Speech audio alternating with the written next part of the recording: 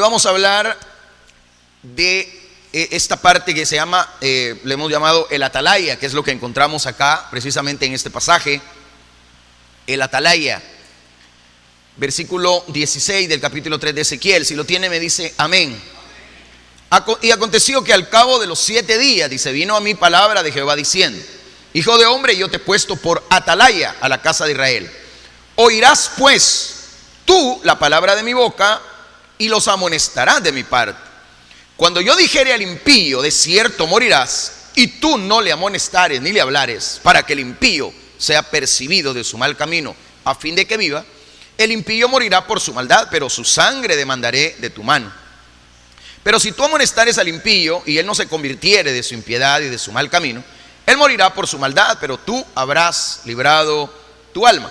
Si el justo se apartare de su justicia e hiciere maldad, y pusiere yo tropiezo delante de él, él morirá, porque tú no le amonestaste. En su pecado morirá, y sus justicias que había hecho no vendrán en memoria, pero su sangre demandaré de tu mano.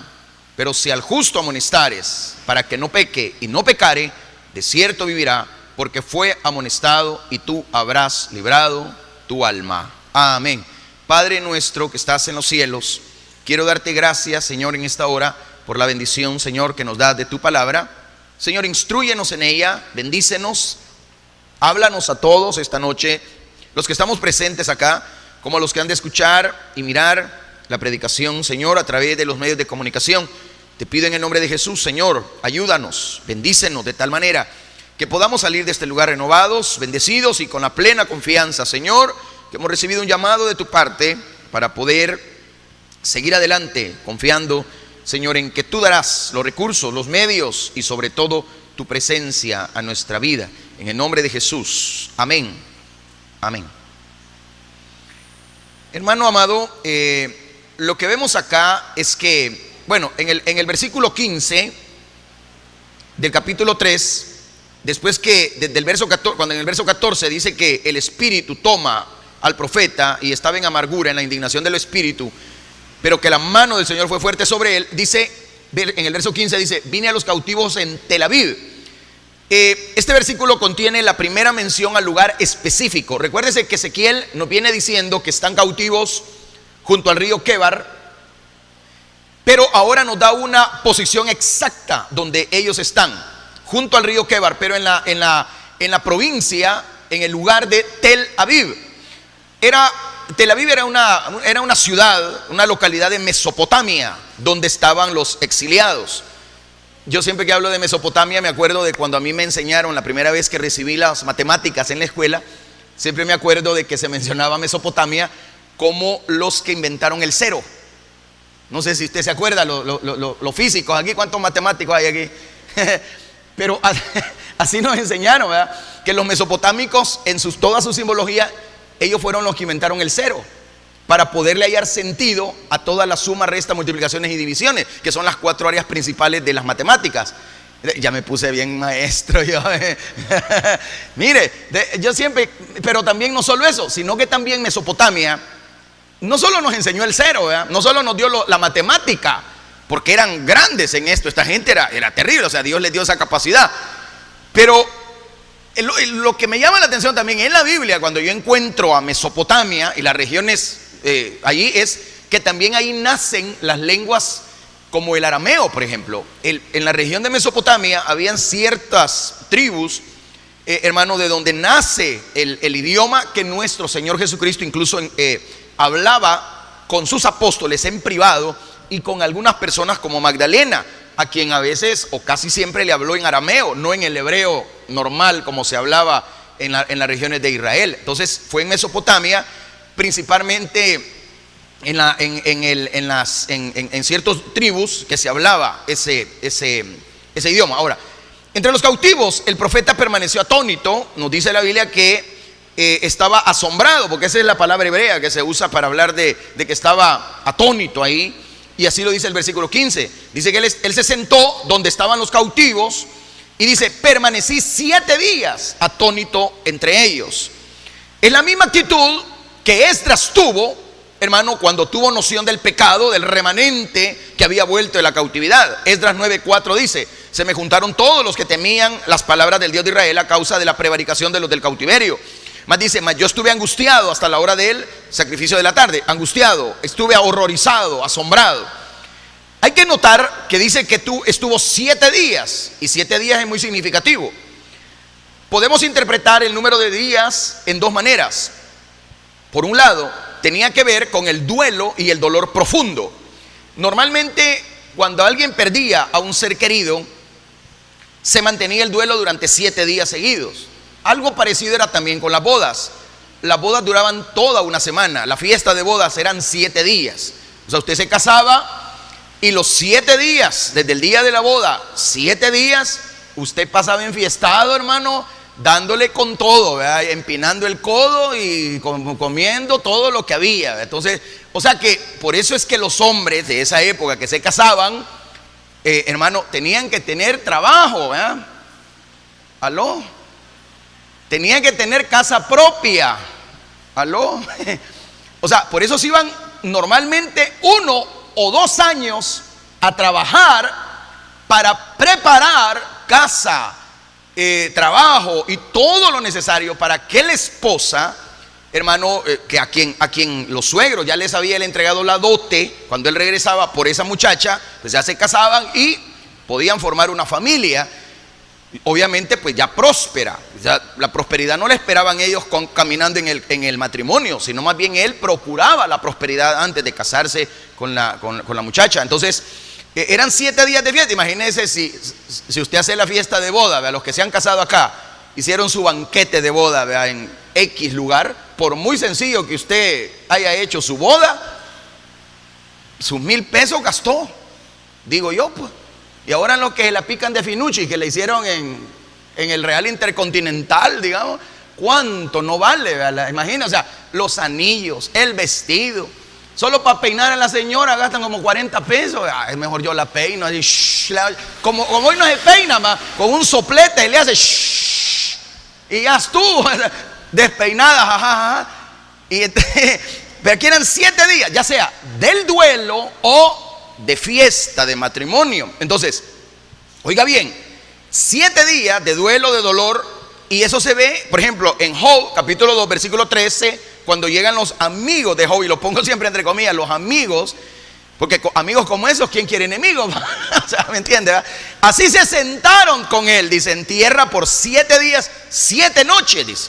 Y ninguno le hablaba palabra porque veían que su dolor era muy grande. O sea, estuvieron 7 días de duelo. Los 7 días de duelo para cualquier persona significaban normalmente no dormir, no comer, pero tampoco hablar. No hablaban 7 días. O sea, lo que el profeta está haciendo acá en 7 días es que tiene duelo. ¿Por qué? Porque el pueblo está cautivo. Pero aparte que está cautivo, él está molesto porque no quiere dar la palabra. Es decir, hay algo ahí que está luchando contra él, ¿verdad? Entonces 7 días también es el tiempo de duelo por la muerte del ser querido, como vemos en Génesis 50:10. Llegan hasta la era de Atad, dice que está al otro lado del Jordán, echaron ahí con grande y muy triste lamentación, y José hizo a su padre duelo por 7 días. Eso es cuando ha muerto el padre de José y de las 12 tribus. Y dice en Números 19:11 también: el que tocare el cadáver de cualquier persona será inmundo también 7 días.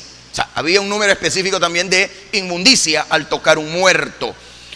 Hermano, si Ezequiel estaba haciendo duelo, puede interpretarse como duelo por la muerte de su vida como sacerdote, como duelo por él como sacerdote. Recuérdese que él, a pesar que llega a los 30 años, que es la edad para ser sacerdote ya, él no puede ejercer el sacerdocio, sino que a él le cambia el Señor el panorama y lo convierte en profeta.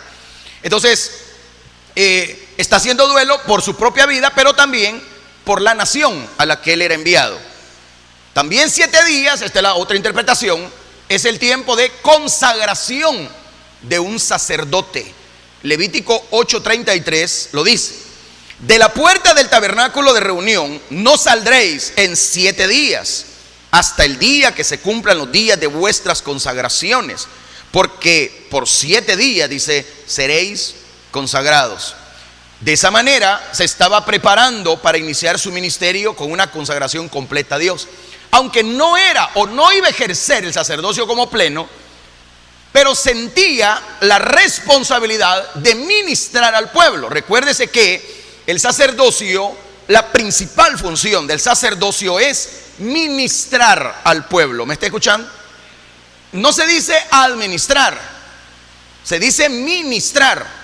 Yo a veces oigo que la gente dice, voy a administrar al pueblo. No, no son cosas para que usted las administre. Administrar son cosas. Yo voy a administrar el dinero. Yo voy a administrar los insumos. Yo voy a ser un administrador de los bienes. Eso es administrar. Llevar el recuento, llevar las cuentas. Pero las almas, a las almas no se les administra. A las almas se les, viene de la palabra ministerio. Ministerio, es decir, les voy a dar lo que yo he recibido. Les voy a bendecir con lo que me han bendecido. Me doy a entender con ello. Va. Entonces, él iba a iniciar su ministerio con una consagración completa a Dios. Ahora, Ezequiel alimentó su ira 7 días, hasta que Dios vino y le habló de nuevo en lo que sería su cuarta misión, su cuarta comisión. Eso está entre el verso 16 y el versículo 21. Nuevamente Ezequiel es tan solo el canal, oiga bien, el canal por donde llega la palabra de Dios. Es la segunda vez que tenemos la expresión, vino a mí palabra de Jehová.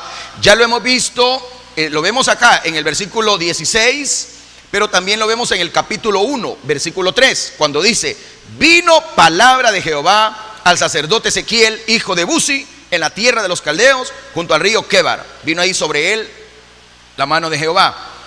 Entonces, él es el canal de bendición. Llega un momento cuando debemos dejar de pensar, y esto quiero que usted y yo lo aprendamos. Llega el momento en nuestra vida en que tenemos que dejar de pensar en cómo nos sentimos nosotros y empezar a hacer lo que Dios quiere que hagamos. ¿Me estáis dando a entender? El éxito del creyente no está en pensar cómo se siente, en las circunstancias que ha traído, porque al fin y al cabo hemos venido a descansar en el Señor. ¿Cuántos dicen amén? ¿O no ha venido usted a descansar en el Señor? El problema es que a veces la gente entra a la iglesia y no descansa en Dios. Entra a la iglesia y quiere tener la carga ahí encima. Y el problema de nosotros es que estamos más metidos en el problema que tenemos y no pensamos en los problemas que los demás tienen. Por eso es que no avanzamos en la obra de Dios. Por eso es que los que están en los ministerios, la obra no la hacen con eficacia, porque ellos no piensan en los demás, solo piensan en lo que sienten. Si yo como pastor me pasara pensando el día en lo que a mí me duele, en cómo vine hoy, no le predicara, no le ministrara, no le trajera nada, usted se fuera nulo. Y yo lo que quisiera es, pónganme manos, muchachos, y me dejo en manos de usted. Eso no es tener un ministerio, porque el ministro o los que tienen un ministerio no pueden estarse lamentando de lo que tienen, porque todos los días van a estar lamentándose, nunca se van a levantar. No sé si estoy diciendo verdades o mentiras, pero yo considero que lo que estoy diciendo es una realidad. Porque la iglesia no avanza, porque se ha convertido, perdónenme la expresión, nos hemos convertido en parásitos. Solo pedimos, pero no queremos dar. O sea, la iglesia se ha vuelto muy dependiente de manos, no del Dios que usa las manos. Y ese es el éxito que tienen hasta los brujos hoy en día, los santeros, los satánicos. Por eso es que hay necesidad de andar levantando santos por todos lados. El domingo levantaron un nuevo santo aquí en el país, porque la gente eso anda buscando, mediadores. La gente eso busca. O sea, no busca la fuente, busca los chorros. Pero si el chorro no tiene una fuente, ¿cómo va a brotar agua? No sé si me comprendió. Entonces, ese es el problema de nosotros. Por eso es que decimos que los que sirven en una iglesia deben tener una calidad de vida diferente. No pueden estar quebrados toda la vida, porque entonces están denotando que su vida espiritual no ha llegado realmente a cuajar como debe cuajar. Entonces llega el momento cuando hay que dejar de pensar en cómo nos sentimos y debemos de empezar a hacer, oiga bien, hacer lo que Dios quiere que hagamos. ¿Me está oyendo? Dios quería que Ezequiel se convirtiera en atalaya. Versículo 17: hijo de hombre, yo te he puesto por atalaya a la casa de Israel. Oirás pues tú la palabra de mi boca y los amonestarás, dice, de mi parte. Yo creo que ahí habían puesto la descripción, creo, de la atalaya. Es la palabra hebrea mitzpeh. Mitzpeh, así, mitzpeh, que significa observatorio, pero la otra palabra es natzar. Natzar, que es guardar y conservar. Me gusta la forma en cómo se intercambia en hebreo la palabra atalaya, porque una es mitzpeh. Así, al final, yo no hablo hebreo, pero ni árabe, pero más o menos la lingüística le enseña a uno a más o menos hablarlo así, diciendo la H al final como una J ahogada, ¿verdad? Así como mitzpeh, así, como que está haciendo gárgaras, está en seco. Mitzpeh, que es observatorio, y natzar, que es guardar y conservar. Fíjense que, ¿qué es el atalaya? Son dos cosas. Podemos decir la atalaya y podemos decir el atalaya. Eso es importante. Mire, este tema esta noche va a estar bonito porque los que se consideren atalayas aquí van a aprender. ¿Por qué? Porque empecemos primero por la palabra, por ejemplo, mitzpeh. La atalaya era una torre elevada. La torre elevada, destinada como un garitón. Nosotros aquí le decimos garitón a esas torres donde están los soldados. De aquel, el referente que tenemos es el cuartel, la segunda brigada, digamos, ¿verdad? Y ahí están esas torres, ¿verdad? Pero si nosotros viéramos los castillos, por ejemplo, de la Europa medieval, por ejemplo, observaríamos los castillos que habían acá, o las ciudades amuralladas como Jerusalén u otras más. Notaríamos que también tienen esa especie de garitón alto, lo más alto posible, para que ahí estuviera un centinela. Y esa es la palabra natzar, centinela, natzar. Es el que está en el mitzpeh. El natzar está en el mitzpeh. Es decir, el centinela, el atalaya está en la atalaya. ¿Está tomando nota? Oigan la diferencia. La atalaya, la torre. El atalaya, el vigilante. A los dos se le llama atalaya en la Biblia. En otras palabras, la torre elevada era destinada para observar, vigilar fronteras, pero también el movimiento de todas las tropas enemigas. La persona encargada de vigilar desde ella era precisamente el natzar, es decir, el centinela. A él se le llamaba el atalaya, el vigilante. Por esa razón, en sentido figurado, la palabra atalaya, desde el término natzar, pero usando al mismo tiempo la palabra mitzpeh, es la labor profética a la que hemos sido llamados los que anunciamos el evangelio y los que profetizamos la palabra de Dios. Oiga bien, hay una estrecha relación acá entre observar y vigilar. Una cosa es observar, otra cosa es vigilar. En los idiomas, aparte del español, como el inglés, hay palabras mucho más claras, como cuando uno ocupa el verbo mirar. Vea, mirar. Cuando uno ocupa el verbo see, I see you, es yo te veo, es solamente mirar. Pero cuando me paro frente a un televisor, una computadora, una pantalla, lo que sea, o miro todo un gran panorama desde una montaña, yo puedo usar el verbo watch, que es vigilar, pero también mirar con detenimiento los movimientos que ahí hay. Pero hay otra palabra mucho más específica que es cuando se observa, cuando estoy prestando más atención a aquello que me interesa, y es look at, es decir, mirar más plenamente, casi que meterse en la vida de alguien, es decir, conocerle o tratar de conocer sus pensamientos, por decirlo de alguna manera. Entonces, la labor profética tiene esa relación entre observancia y vigilancia. Por ejemplo, le voy a dar la cita, Isaías 21:8 dice: gritó como un león, Señor, sobre la atalaya, sobre la torre, es decir, sobre la mitzpeh, estoy yo continuamente de día y las noches enteras sobre mi natzar, sobre mi guarda. Mire cómo se usan las dos palabras para hablar. Sobre la atalaya, sobre la torre estoy. ¿Y cómo estoy? Estoy día y noche entero sobre mi guardia, es decir, sobre mi atalaya, sobre mi labor como vigilante. El profeta Ezequiel, por tanto, es comisionado por Dios mismo a ser atalaya para la casa de Israel. Dos funciones: tiene que ser torre y tiene que ser vigilante. Tú como profeta, nosotros como profetas de Dios, somos torre, estamos en lo alto, estamos en lo alto, estamos vigilando, estamos observando. Pero no solo observamos para quedarnos callados, sino para ¿qué? Para dar el aviso del peligro que se avecina. Por eso es que el profeta, la labor es anunciar anticipadamente lo que va a ocurrir. Por eso es que dentro de los dones espirituales, 1 Corintios capítulo 12, encontramos los 9 dones de poder. Y entre los dones de poder encontramos que están divididos, pero deben ir generalmente en conjunto. El don de profecía, pero deben acompañarse del don de ciencia y del don de el don de ciencia y el don de sabiduría.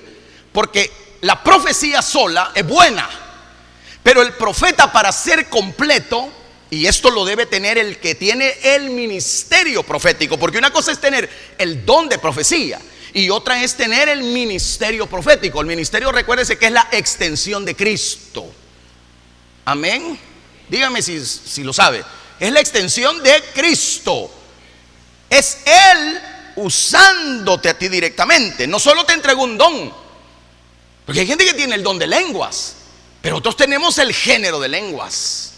Hay quien tiene el don de profecía, profetiza de vez en cuando, pero el que tiene el ministerio profético declarado en Efesios capítulo 5, donde dice que Él mismo constituyó a unos apóstoles, a otros profetas, a otros evangelistas, a otros pastores y maestros.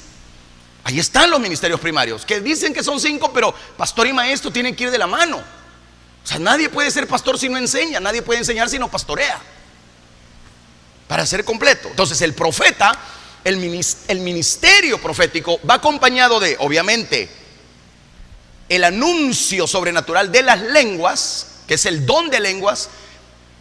Debe llevar el don de ciencia, pero también el don de sabiduría, o palabra de ciencia o palabra de sabiduría.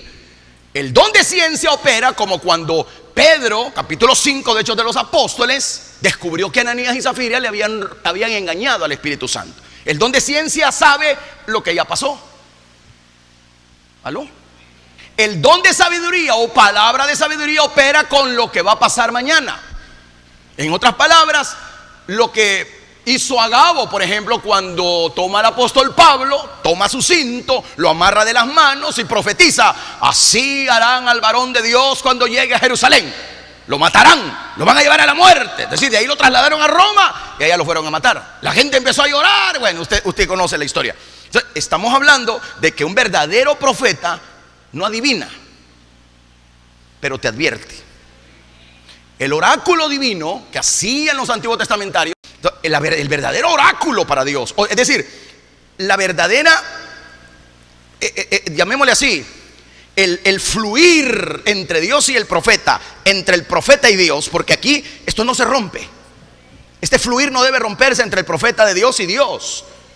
Debe haber un fluir. Aquí hay una revelación, aquí está revelando, el profeta se está llenando, el profeta está dándole a los demás, está ministrando, está bendiciendo, como el atalaya en la torre, está avisando: vienen tiempos peligrosos, vienen problemas, vienen enfermedades, vienen esto, viene lo otro. El pueblo escucha, el pueblo se prepara, el pueblo no se duerme, el pueblo clama, el pueblo gime, el Señor advierte, no para maldición, sino para bendición, para que estemos alertas, para que nos guardemos, que nos santifiquemos para Él.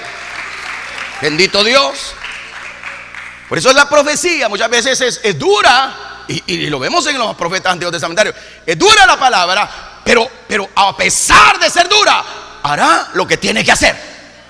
Porque la palabra de Dios no va a caer a tierra, no va a ser pisoteada, sino que tiene que caer en corazones dispuestos a recibir la bendita palabra. Por eso es que el profeta Ezequiel es comisionado como un atalaya, como un vigilante, pero también como una torre alta para advertir a la casa de Israel. Ezequiel 3:17 lo dice: hijo de hombre, yo te he puesto por mis pies a la casa de Israel.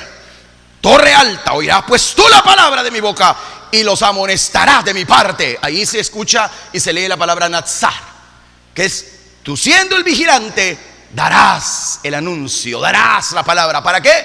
Para que se guarde, porque la palabra natsar es guardar, conservar. No solo oír y está bueno, pues ya oí, salud, pues. No, es para guardar y poner por obra lo que se está diciendo. ¿Cuántos me dicen amén? Entonces llega el momento cuando este hombre lo convierte en atalaya. Isaías 56:10, le voy a dar otra cita. Habla de los atalayas ciegos, vean, sus atalayas son ciegos, todos ellos ignorantes, todos ellos perros mudos. No pueden ladrar, son ñolientos, echados, aman el dormir, más cuando hay temporal. Es problema cuando hay atalayas que son dormidos, ¿verdad? ¿A qué se refiere ahí? Pueblo que dice ser algo, pero no es nada. Es decir, como Apocalipsis, ¿verdad? Tú tienes nombre de que estás vivo, pero estás muerto. Dices que estás con ropa, pero eres miserable, ciego, desgraciado, de todo le dicen. ¿Se acuerda, verdad? O sea, estás chulón, le dicen, no tenés nada, boca tenés. Pero entonces, es la comparativa. Ahora le voy a dar otra cita más, Jeremías 6:17. Me gusta Jeremías 6:17 porque dice: puse también sobre vosotros atalayas que dijesen: escuchad al sonido de la trompeta. Y dijeron ellos, ¿qué dijeron ellos? No escucharemos. Bah, estos fueron claros. No queremos oír. Bueno, ni modo. Habacuc 2:1. Jehová responde a Habacuc: sobre mi guarda estaré. Es decir, ahí estoy usando la palabra natsá. Y sobre la fortaleza firmaré el pie y velaré para ver lo que se me dirá y qué he de responder tocante a mi queja. Hermano, los deberes de la atalaya, aunque son muy diversos, no se definen aún, sino que esto se va a definir hasta el capítulo 18 de Ezequiel. En su momento lo veremos. Ahí vamos a ver muchas responsabilidades que la atalaya tiene. Pero por el momento Dios no solo quiere que Ezequiel se convierta en el portavoz a través del cual habla Dios, sino también que sea ojos y oídos de Dios. Ojos y oídos, porque realmente eso es lo que un ministro es. Un ministro, para traerte un mensaje, debe ser los ojos de Dios. Debe mirar lo que Dios está mirando. Debe oír lo que Dios está oyendo. Y eso no es inmiscuirse en la vida privada de las personas. Lamentablemente, el pastor que pastorea ovejas inevitablemente va a tener que conocer pormenores que no quiere conocer de usted. Y sin andar preguntando, porque no me interesa la vida ajena. Pues no puedo con la mía, menos voy a poder con la vida ajena.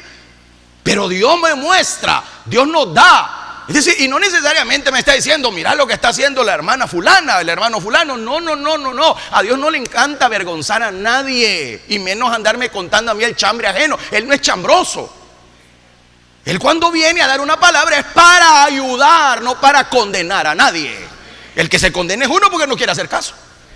La gente se enoja porque no quiere hacer caso, pero Él da la palabra para enmendar los errores. De eso se encarga el Señor de los cielos. Entonces, los deberes de la atalaya son delicados, hermano, porque no solo somos la boca de Dios. Perdónenme usar esa palabra, pero somos la boca de Dios. Pablo lo dijo, como si Dios rogase por medio de nosotros. Porque ¿qué dijo él que somos nosotros aquí en la tierra? Embajadores en el nombre de Cristo. Representamos el reino de Dios en la tierra. Entonces, el atalaya se colocaba sobre las murallas de la ciudad, vigilaba la llegada de los invasores, haciendo sonar rápidamente su trompeta para advertir a toda la ciudad del peligro inminente. Obviamente, si él gritaba, tal vez le escuchaban los demás cerca, Pero la trompeta, o lo que en hebreo se llama shofar, el shofar era el cuerno de un carnero. A los carneros viejos o ya muertos se les quitaba, o antes de morir se les quitaba el cacho. Nosotros le llamamos cacho, ¿verdad? El cuerno. Tenían dos. Entonces, se curtían, tenían un proceso para curtirlos, y como son huecos, producen notas no con dedos, sino con las oscilaciones vocales. Uno le da la fuerza al shofar por un agujero y uno provoca la nota. Por eso los que tocan el shofar normalmente tenían que conocer 3 notas, solo 3 notas. Una para reunir al pueblo a la batalla, otra para reunirlos para darles un mensaje, y otra para la congregación de adoración al Señor. ¿Me estoy oyendo? O sea, eran 3 tipos de notas. La gente ya estaba habituada. Sonaba la trompeta para la congregación, ya es hora del culto, porque como no había reloj se les avisaba. Por eso la Iglesia Católica da campanazos, porque de allá han agarrado la idea del shofar, ¿verdad?, para avisarle a la gente que ya es la hora de la misa. Ahora, como todos no tenemos reloj, pero cargamos celular, miramos la hora, ya me tengo que ir, dice usted. Algunos, como ni reloj tienen, por eso vienen como a las 9 apareciendo por ahí. Y gente, entonces ya se reunía la gente. Otros ya estaban ahí listos cuando allá viene el enemigo, decían. ¿Por qué? Porque estaba sonando la nota que avisaba que venían enemigos para atacar al pueblo. Entonces el atalaya estaba ahí anunciando, viendo el peligro inminente. Si se producía una batalla, por ejemplo, dentro del campo de visión de la ciudad, era el atalaya quien informaba de su evolución a los habitantes de la ciudad. Por ejemplo, segundo libro de Samuel, para darle una referencia, capítulo 18, verso 24 al 27, dice: David estaba sentado entre las 2 puertas, y el atalaya había ido alterrado sobre la puerta en el muro, y alzando sus ojos miró y vio a uno que corría solo. El atalaya dio luego voces y lo hizo saber al rey, y el rey dijo: si viene solo, buenas nuevas trae. En tanto que él venía acercándose, vio el atalaya a otro que corría, y dio voces el atalaya al portero diciendo: aquí otro hombre que corre solo. Y el rey dijo: ese también es mensajero. O sea, venían 2 mensajeros. O sea, el atalaya estaba ahí pendiente, y es cuando le llevan las noticias ahí, ¿verdad?, de lo que estaba pasando. Ahora, lo que le quiero decir es que por el momento lo que estamos viendo acá es que la comisión contenía en sí misma una señal del favor continuado de Dios al pueblo del pacto. Recuérdese que Israel es el pueblo del pacto. Independientemente de cuán grande fuera su pecado, Dios no los iba a abandonar nunca o totalmente. Es decir, aún en Babilonia el Señor levantó un pregonero, un atalaya, un centinela. Levantó un profeta para advertirles de los peligros y llamarlos a la acción, porque de eso se trata: advertirte el peligro, pero llamarte a que despiertes, a que despabiles, a que te pongas las pilas, como decimos, ¿verdad?, para que no te duermas. Porque nosotros no ignoramos las maquinaciones del diablo. Sabemos que se viste como ángel de luz, que anda como león rugiente buscando a quien devorar. Pero no vamos a pasar por alto el mensaje de los atalayas de la iglesia, que siempre nos están llamando a la congregación, nos están llamando a la reunión maravillosa con el rey, pero también nos llaman a la guerra espiritual, a estar preparados. ¿Por qué? Porque Dios está interesado en que no durmamos como los que tienen por costumbre dormir, sino que estemos despiertos, atentos a la palabra. Porque así lo dijo Pablo, escribiendo en su carta: despiértate tú que duermes, y te alumbrará la luz de Cristo. Por eso, como atalaya, y aquí viene lo delicado, mire, la tarea de Ezequiel iba dirigida en 2 direcciones: al impío y al justo, a 2 tipos de personalidades, a 2 tipos de personas, 2 tipos de caracteres. Hablemos un poco acá del impío. Capítulo 3, verso 18, 19, dice: cuando yo dijera al impío, de cierto morirás, tú no le amonestares ni le hablares, para que el impío sea percibido de su mal camino, a fin de que viva. El impío morirá por su maldad, pero su sangre demandaré de tu mano. Pero si tú amonestares al impío, y él no se convirtiere en su impiedad y su mal camino, él morirá por su maldad, pero tú habrás librado tu alma. Eso era el mensaje del impío. Pero al justo lo encontramos en el verso 20 y 21. Ahora, bajo el ministerio de los profetas, el pueblo fue llamado al arrepentimiento verdadero y al retorno a Dios. La llamada al arrepentimiento se centraba en el pacto que Dios había hecho con ellos. Recuérdense que el pueblo de Israel, ellos no pactaron, fue Dios quien pactó con ellos. Y lo que encontramos, el primer pacto que Dios hizo con el pueblo, aunque no estaban todavía reunidas las 12 tribus en pleno, pero ya teníamos el vistazo ahí bíblico de lo que se iba a formar. Uno de los primeros pactos que encontramos es el pacto con Noé, o el pacto que Dios hizo con el pueblo después del diluvio, cuando mostró el arco iris. ¿Alguien se está acordando? Hizo un pacto el Señor diciendo: no voy a volver a destruir la tierra con agua. Obviamente usted sabe de que los elementos ardiendo se fundirán cuando sea el momento de la transformación de este mundo, ¿verdad? Ya no va a ser diluvio, piedras con fuego van a caer. ¿Aló? Eso está en la Biblia. El apóstol Pedro dice que los cielos se van a enrollar como pergaminos. Los elementos ardiendo se van a fundir. Obviamente todo esto es al final, cuando ya incluso ha pasado el juicio del gran trono blanco. Los que no estaban inscritos en el libro de la vida son echados al lago que arde con fuego y azufre. Pero nosotros entraremos en la eternidad futura y eterna con el Señor Dios Todopoderoso. O sea, la llamada al arrepentimiento se centraba en ese pacto que Dios hizo con ellos, principalmente con Abraham. Porque es con Abraham, el pacto abrámico, que nosotros encontramos que Dios le da la promesa a su pueblo, una promesa de bendición. ¿A cambio de qué? A cambio de que ellos se circuncidaran. En Abraham el pacto se centró en las promesas de él: de ti haré una gran nación. Allá por el capítulo 12 de Génesis, alguien se acuerda, ¿verdad? Haré de ti una gran nación, se lo prometió el Señor. Y el Señor se lo cumplió, ¿sí o no? Hay un punto ahí: tuvo que cortar el prepucio de su miembro viril, derramó sangre, le quitó la hombría. Por eso es que tocó el miembro viril. Para... te la llevas de macho, cortate ahí ese pedazo, chuco. Lo bajó al pozo, lo hizo que se humillara, derramó sangre, porque sin derramamiento de sangre no puede validarse ningún pacto. ¿Cuántos dicen amén? Eso implica también que sin derramamiento de sangre no hay remisión de pecados. Recuérdese que el pacto de perdonar pecados nace precisamente también con Abraham, porque en ti serán benditas todas las naciones de la tierra, dijo él, ¿sí o no? Pero para que una tierra sea bendita, ¿qué incluía el pacto? Circuncidar el prepucio de vuestro corazón. Pablo, carta a los Romanos: circuncidad el prepucio de vuestro corazón. Las mujeres no tienen miembro viril. ¿De qué van a circuncidar? El corazón.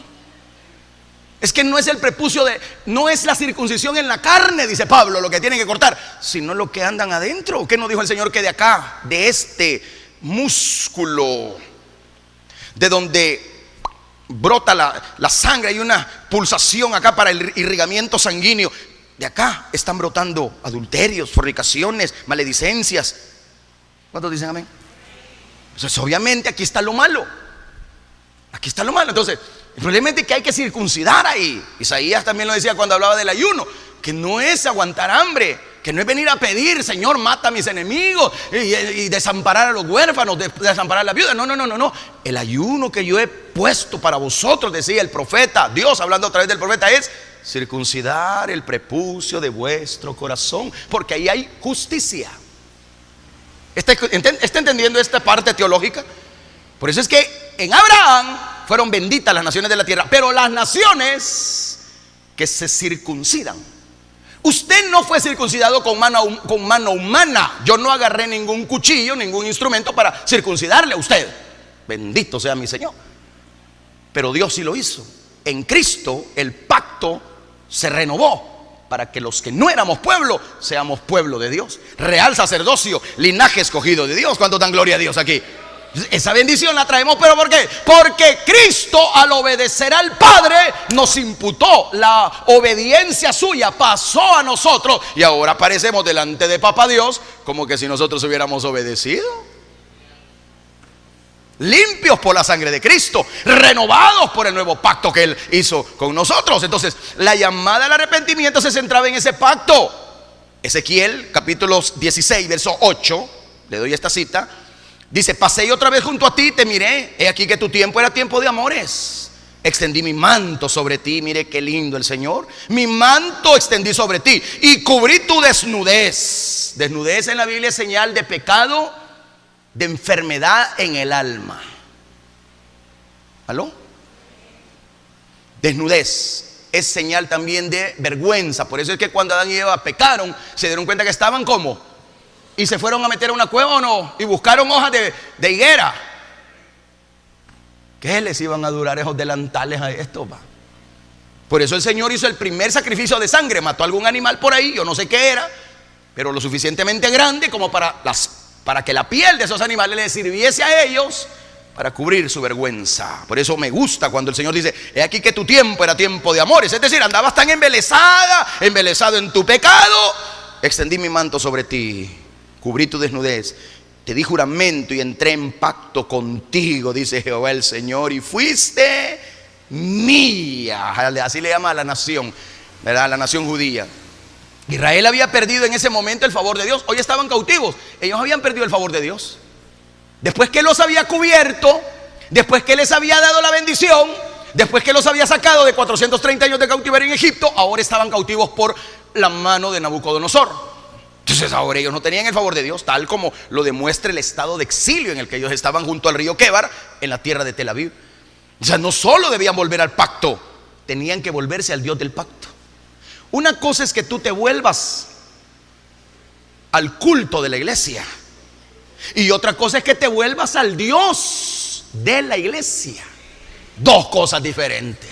Hay gente que tiene culto, otros tenemos a Dios. ¿Cuántos dan gloria a Dios aquí? Hay gente que tiene religión, no, nosotros tenemos convicción. Hay gente que el escapulario le acompaña, a nosotros la sangre bendita del Cordero de Dios que quitó el pecado del mundo. Dele gloria al Señor. Por eso el verdadero arrepentimiento, lo hemos dicho acá, implica un cambio de dirección. Ya no sigo en el mismo camino, me cambio. Metanoia, voy para allá. Metanoia, para allá, de regreso, para allá, para donde el Señor dice que tengo que ir. ¿Cuántos dicen amén? Ese es el cambio. Mente cambiada, sentimientos, acciones cambiadas. Entonces, hermano, cuando el pecador, o sea, debe haber un cambio de dirección. Entonces, es cuando el pecador, con un verdadero sentimiento de pecado, cuando entendió que es pecador y comprende la misericordia de Dios en Cristo, con dolor, con aborrecimiento del pecado, se aparta de ese pecado para ir a Dios con propósito pleno y un esfuerzo para una nueva obediencia. Eso está más que implícito y explícito también en la Biblia. Algunos de esos elementos aparecen, por ejemplo, en la comisión dada a Ezequiel. Ve el verso 18 y 19. Vean lo que le dicen, pues. Cuando yo dijere al impío, el impío es quien no se limpia, de cierto morirás, tú no le amonestares ni le hablares para que el impío sea percibido de su mal camino, a fin de que viva. El impío morirá por su maldad, pero su sangre demandaré de tu mano. Pero si tú amonestares al impío y él no se convierte de su impiedad y de su mal camino, él morirá por su maldad. Pero ¿qué le dicen a Ezequiel? ¿Tú habrás librado? Por eso la base de ese llamamiento, tal como lo va a dejar claro el hermano Ezequiel acá más adelante, es, y eso está en el capítulo 18 versículo 31. Vea lo que quiere lograr Dios a través de este profeta. Ezequiel 18:31. Echad de vosotros todas vuestras transgresiones con que habéis pecado, y haceos un corazón nuevo y un espíritu nuevo. ¿Por qué moriréis, casa de Israel? Hay cosas que pasan a nuestro alrededor que nos deben invitar, y ya que no oímos muy directamente a Dios, y ya que no queremos oír la palabra muy directa de Dios, hay situaciones a nuestro alrededor que nos están diciendo: hey, es tiempo de cambiar. Hey, te está yendo mal. Hey, en la casa has dejado de entrar al diablo. Hey, escudriñad vuestros caminos y volveos a Jehová. Hay gente que no quiere oír el mensaje. Hay gente que no quiere hacerle caso al pastor. Bueno, le va a tener que hacer caso a las circunstancias de la vida, si acaso es convertido realmente delante de Dios. ¿Cuántos de nosotros hemos sido llamados en la palabra a cambiar y no hemos querido?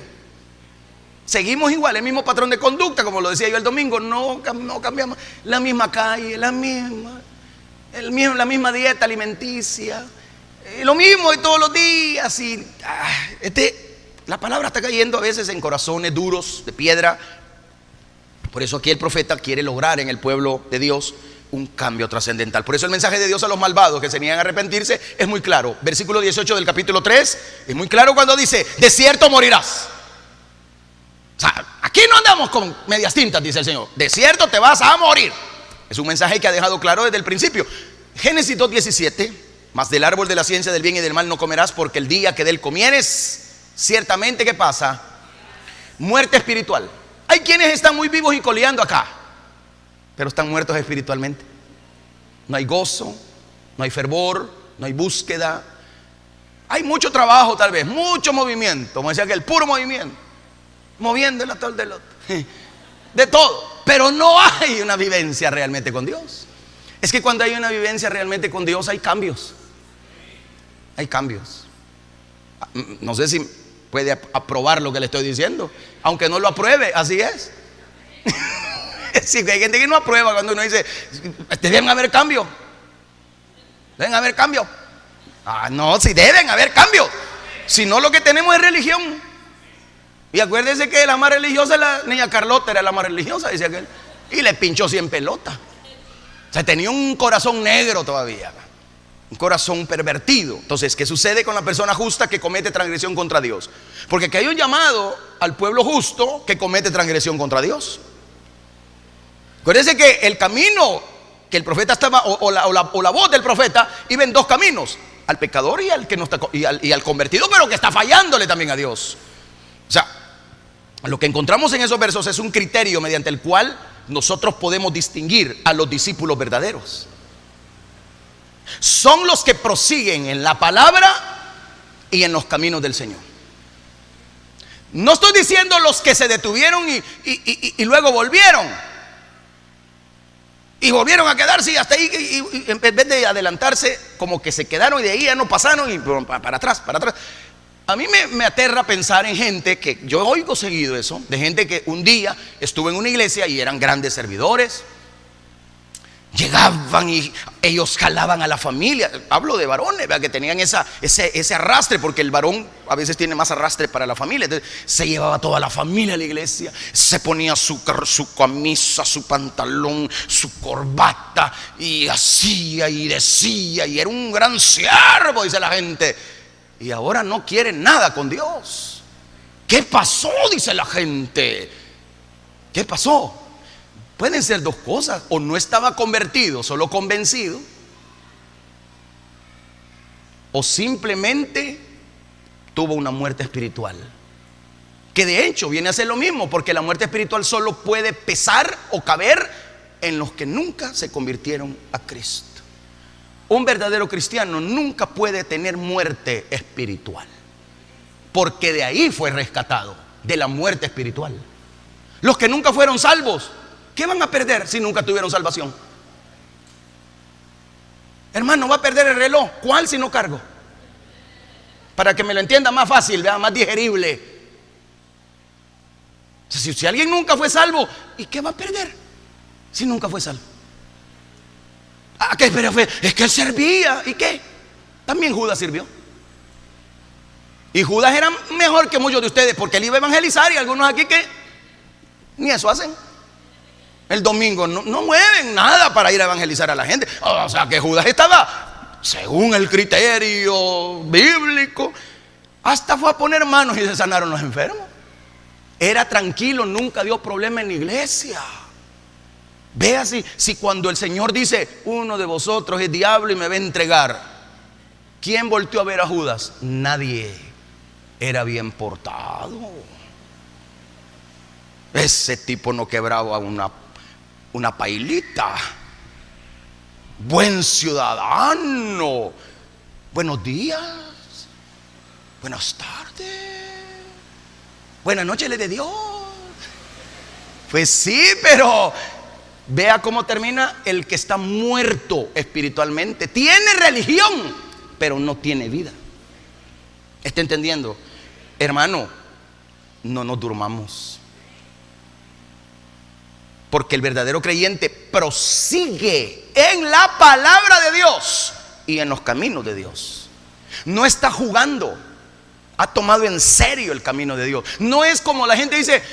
A veces a usted le han de haber preguntado más de algún ingenuo por ahí, ¿verdad? Y todavía estás en los caminos de Dios. No, la gente dice en los caminos de Dios, en las cosas de Dios, dice.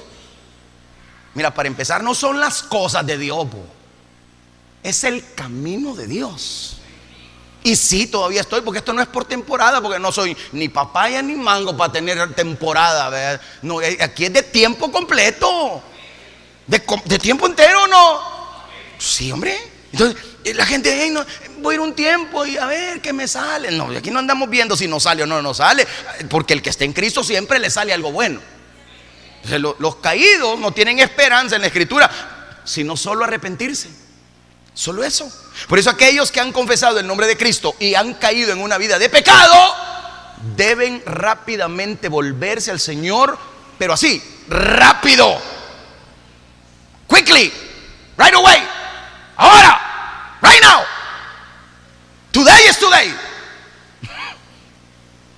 O sea, Ezequiel, aún, mire, y esto lo vemos, los compañeros de Ezequiel, aun cuando profesaban ser creyentes en una época, si ahora sus vidas se caracterizan por la maldad y la rebelión, no pueden descansar en la profesión de fe que hicieron antes. Es que no puede un verdadero creyente seguir como sigue el mundo. Esa gente que se va de una iglesia, y no digo de una iglesia para irse a otra, no, porque muchos nos hemos cambiado de una iglesia a otra. No estoy criticando eso, no. Estoy hablando de alguien que dejó el camino de Dios, es que estuvo sirviendo y se larga al mundo y hasta se jacta de que vive mejor que usted. Me temo que está tan equivocado en su concepto, que está tan convencido de su mentira, que su mentira lo está llevando al mismo infierno. Porque la gente cree que la bendición es tener dinero, y como a usted no le ven el pisto, porque usted no anda por pisto sino por fe. ¿Aló? Se lo voy a poner en salvadoreño. Usted no anda por la feria, anda por la fe. Y la gente cree que bendición es cargar el gran carro, tener la gran casa. Yo no digo que Dios no lo pueda prosperar a usted, de hecho lo va a bendecir, pero hermano, no es eso realmente el favor de Dios. Esas son añadiduras, amén. Mateo 6:33 lo dice: buscad primeramente el reino de Dios y su justicia, y lo demás os será añadido. Viene la salud, viene la bendición, viene el favor en la familia, viene la bendición de los hijos, viene la comida, viene la ropa, aleluya. Pero no, la gente empieza buscando el money, el dinero. Eso lo que hace es poner más peso sobre tus espaldas. ¿Qué dijo el Señor? No se afanen. Vean los pájaros, ellos no andan preocupados, porque ellos no pagan agua ni luz. Estos viven de choto. Pero a los que están presos les gusta estar presos, porque tienen cable y no pagan el cable. Ahí tienen internet y no pagan. El cristiano debe de aprender a ser sencillo, como fue nuestro Señor Jesucristo. En la sencillez está el gozo. En la sencillez está la victoria. Entre más gastamos, más nos endeudamos, más infelices somos. Tenemos todo, la tecnología, la ropa, los zapatos, pero de repente ya vino el pago. ¿Para qué compré este volado?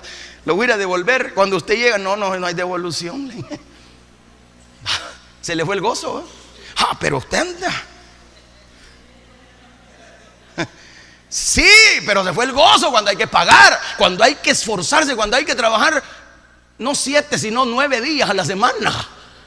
Y el culto, hay que esperar el hermano pastor que le predique solo a las sillas. Jesús enseñó, y con esto termino porque ya es noche, hay que ir a cenar. Jesús enseñó en la parábola de los terrenos en Marcos 4, oiga bien, que es posible presentar todos los signos externos de fe, obediencia y dar buen testimonio durante un tiempo. Oiga, ¿cuánto? Durante un tiempo, mostrando celo por el reino de Dios. Yo soy celoso de lo que pasa en la iglesia. Pero luego perder todo interés y volverse indiferente, incluso hostil. Por eso es que encontramos un montón de evangélicos caídos allá afuera, que son hostiles a la iglesia, que critican la congregación, que critican a la iglesia, que critican al Dios de los cielos. Se volvieron hostiles. Por eso en la parábola del sembrador, otra vez comenzó Jesús a enseñar junto al mar. Marcos 4, 1 al 20, no lo voy a leer todo porque ya es noche.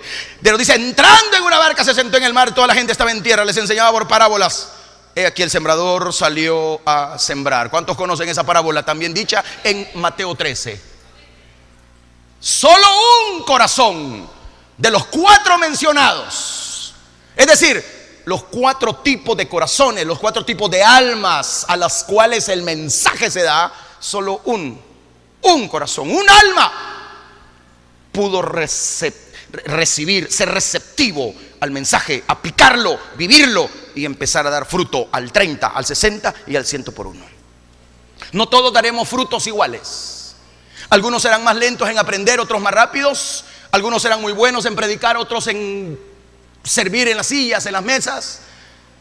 Cada quien ha sido llamado en diferente área, pero todos somos el cuerpo de Cristo si hemos nacido de nuevo y gozamos de la excelencia del Espíritu Santo en nuestra vida. ¿Por qué? Hebreos 3:14 lo dice: porque somos hechos participantes de Cristo con tal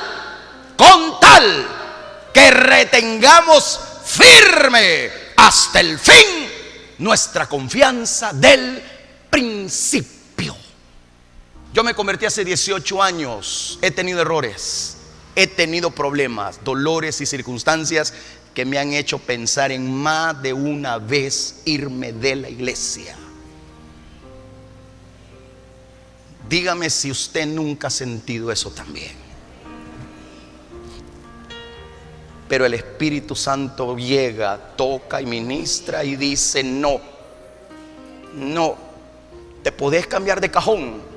Y yo lo hice. Podés cambiar de pastor terrenal, pero no podemos cambiar del pastor eternal. Podemos decir: ya no quiero ser hijo de Dios, que me tome como un siervo, como el pródigo, capítulo 15 de Lucas. Pero el padre que nunca renunció a ser tu padre, aunque tú renunciaste a ser su hijo, siempre te va a poner anillo en el dedo, renovando el pacto, calzado en tus pies para que no andes en la inmundicia de la vida, ropaje nuevo para que no vean tu vergüenza, y sobre todo hará fiesta, porque el Dios de los cielos se gozará en ti, callará de amor y te salvará para honra y gloria de su nombre. Aleluya. Dele gloria al Señor. Vamos a ponernos en pie. Padre nuestro, en el nombre de Jesús, te damos gracias por la palabra que nos das. Señor, bendito seas, que nos hablas, que nos instruyes. Bendigo la vida de los atalayas de la iglesia. Bendigo la vida de aquellos que son profetas tuyos, de aquellos que son siervos, que están peleando la batalla, que están ahí en la torre alta, anunciando los peligros que vienen, las situaciones que se dan y dando guerra al enemigo, Señor. En el nombre de Jesús, bendigo la vida de la iglesia. Bendigo al pueblo que esta noche se ha congregado, Señor, y a los que han estado en débiles y en cama, enfermos, levántalos. Para gloria de tu nombre lo pido, mi Rey. Despídenos esta noche en tu paz. Llévanos con bien en Cristo Jesús. Amén y amén. Que Dios les bendiga, mis amados. Que Dios les guarde.